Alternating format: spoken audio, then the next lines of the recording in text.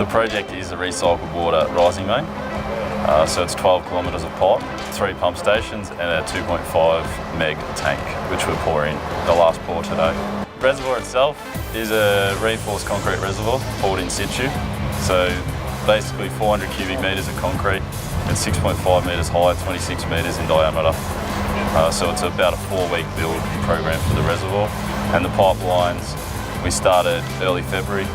The majority of the pipelines are now in. We've got 1,200 metres remaining, which will be finished by Easter.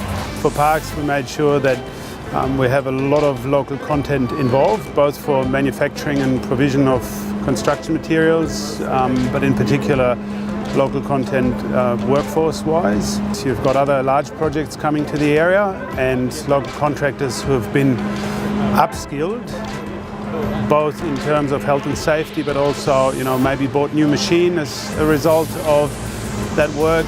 They can then go on to the next project and stay busy and employ more people. It's just really exciting here today to be seeing the final pour for the reservoir behind us.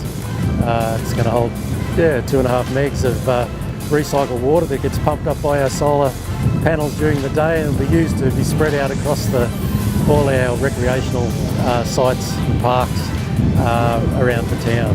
To know that all the sporting ovals and the facilities in town, the parks, will all be nice and green when everything else is brown around the Shire, it'll be a real bonus.